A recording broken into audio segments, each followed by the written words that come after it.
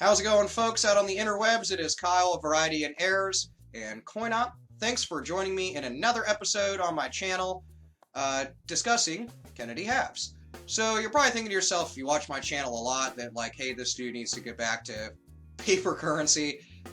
Don't fret, I do have another video coming out later today on paper currency. We're going to do some bill searching and some other stuff to talk about errors and varieties you can find right in your wallet, your purse, or your pocket.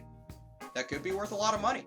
So stay tuned for that video. Check out the description box below. I have listed a couple usernames that have some free stuff, completely free, that they have won from contests over the last few months. Probably is my fault, but I definitely want to send it to you for absolutely free. So definitely message me if your name is in there. And stay tuned for more giveaways. We are at almost 4,000 subscribers, and I am just super excited. I'm not a 4 million subscriber channel. But that's not anywhere close to what I thought I would get, and neither did I think that I'd get to 4,000 subscribers. We're at 7,000 people on the Facebook group. I'm super excited to say that. Dustin Morgan at CoinOp and I have just been elated over the last few weeks on how many of you guys have just joined in on the fun, have brought your kids involved, all that stuff. It's a great hobby to collect currency. And we have a lot to talk about. So let's get to the video, this video on some close-ups of varieties and errors that you can find in Kennedy half dollars, and maybe what they're worth, a little bit of values, and what to look for. Let's check it out. So one of the more major varieties and more well-known varieties in the Kennedy half dollar series is the 1964, which is the first design of the Kennedy half dollar.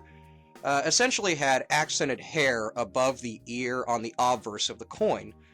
There's also a few other things. You can notice that on the obverse is the letter I in Liberty, generally has 4 serifs on it, and one of them is missing on the bottom left side to indicate this is most likely a heavily accented 1964 Kennedy half. Now, after the original run of these coins, JFK's widow, Jackie Kennedy, was unhappy with the design and commented on the fact that she did not like the prominently looking hair, and so they changed it for the remainder of the production of the 1964 Kennedy halves. So that no longer existed after that first 1 to 3% of the coins. Roughly 40,000 to 100,000 coins were minted and had that issue. So definitely a variety to look for, and also one of the most prominently known. The next variety is also found in the 1964 version of the Kennedy half. This is after they made that change that we just spoke about, and can be found in both proof and circulation strikes, and it is doubled die on the obverse of the coin. So if we look carefully at the words "We Trust" on the obverse of the coin, you can generally see if it is in fact a double die obverse, slight doubling near the tops of the lettering in "We Trust." And it's also sometimes evident on the RTY, the last 3 letters of Liberty on the coin. And to keep in mind, 1964 D coins that were minted in Denver can, but most likely are not going to possess this die variety. However, some specimens have been found, and it's definitely a fun one to look for in the 64 run of these coins. The next variety is the 1968S proof inverted mint mark.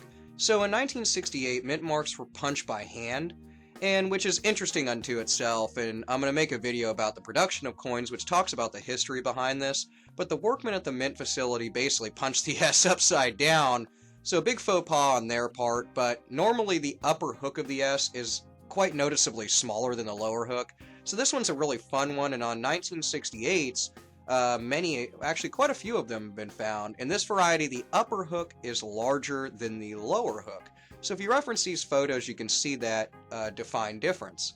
Our next error can be found on more than one version of the Kennedy half dollar, so that is the 1971D and 1977D struck on a 40% silver clad. So if you watch my previous video on Kennedy half dollars, we know that they've changed over the composition of these coins a few times, starting with 90% silver almost, down to 40% silver, and then a non-existent amount of silver.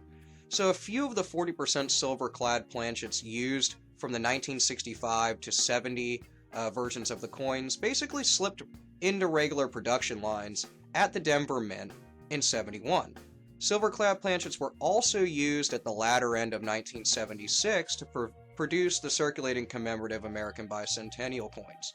So once again, some of these silver-clad planchets, you can find those in half dollars made in 1977. So they're actually available in a couple different years and a very fun variety. The next error or variety is a production error occurred on the obverse coin die in the 1974 D Kennedy half dollar. The letters on the coin appear to be doubled. The doubling on this coin is really more noticeable around the word trust on the obverse of the coin. There's quite a few examples. You can see this at Littleton Coins and Heritage and Annex and a bunch of different coin companies that have found specimens or sold specimens of this type of coin. The next variety we're going to cover is the 1979 S, proof-filled S and clear S. So essentially in the middle of 1979, the Mint realized that the obverse hubs of the Kennedy half dollars being used to produce those coins had basically been worn out from years of use. So they had to replace them. But prior to replacing them, the reason why they found out that the thing was worn out is because it was essentially producing the mint mark on the coin to look like just a nasty old blob rather than a clear S.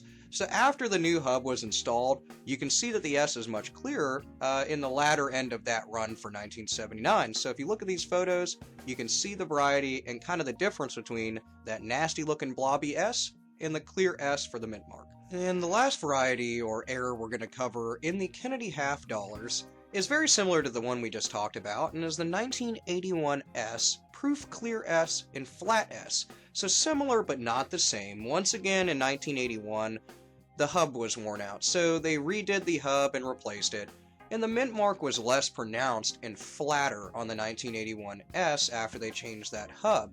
Additionally, the ends of the hook on the S's have a bulbous end that's very pronounced. So you can see the difference between a clear S and a flat S with those bulbous ends on there, and you can reference these photos to see if you in fact have a 1981 S, proof clear S, or flat S.